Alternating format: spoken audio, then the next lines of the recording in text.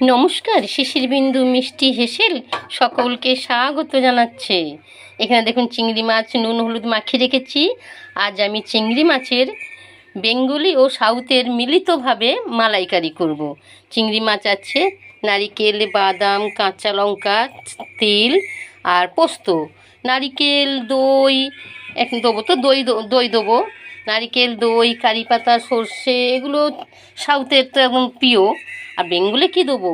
তিল দেবো, পোস্ত দেবো, বাদাম দেবো, আর কি দেবো এখানে দেখুন পেঁয়াজ, শুকনো লঙ্কা আছে। চলুন তাহলে শুরু করি। দইটাও দিয়ে পেস্ট করে নেব। প্রথমেই যেটা করব, শুকনো লঙ্কা ভেজে তুলে নেব, পেঁয়াজ ভেজে তুলে নেব। পেঁয়াজটা ভেজে তুলে নিচ্ছি। দেখুন না, রেসিপিটা যে কী অপূর্ব হয়। আমাদের বাংলাও থাকবে, সাউথেরও থাকবে, দুটো মিশিয়ে চিংড়ির মালাইকারিটা অপূর্ব খেতে হয়। তবে আমরা নারকেলটা খুব কম খাই, তাই খুব অল্পই দিয়েছি নারকেল। হ্যাঁ, শুকনো লঙ্কাটা একটু মেখে নিচ্ছি, খুব বেশি মিহিন করিনি, আবার ঝাল বেশি হয়ে যাবে।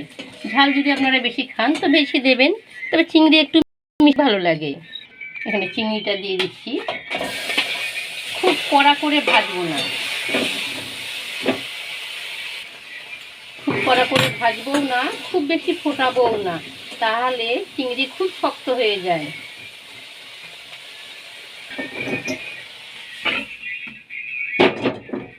সর্ষে ফোড়ন দিয়েছি, কারি পাতা দিয়ে দেবো, এই যে মশলা। আমার রান্নার ভিডিও দেখে যদি আপনাদের ভালো লাগে তাহলে অবশ্যই সাবস্ক্রাইব করবেন, লাইক দেবেন, বেল আইকনটা দেবেন, আর কমেন্টে আমাকে জানাবেন।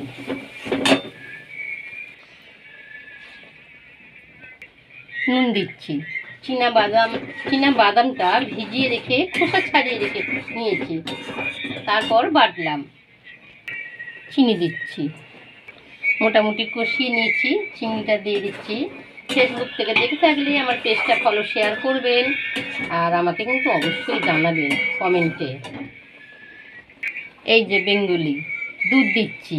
বেঙ্গলিদের চিংড়ি মাছের মালাইকারিতে দুধ দেয়, তবে নারিকেল দুধ দেয়। এখানে আমি নারিকেল বাটা দিয়েছি বলে গরুর দুধ দিলাম। গ্যাসের তাপটা মিডিয়াম রেখে 2 মিনিট ফুটিয়ে নিচ্ছি।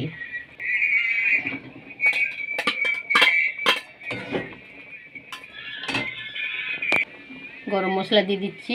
এই যে চিংড়ি মাছ আর পেঁয়াজ আর শুকনো লঙ্কা ভাজাটা যে লাস্টে দিলাম, এটা দিয়ে দেখবেন কি অপূর্ব একটা গন্ধ বেরোয়।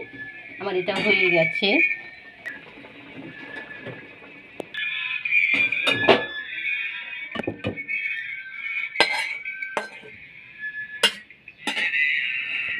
ধন্যবাদ।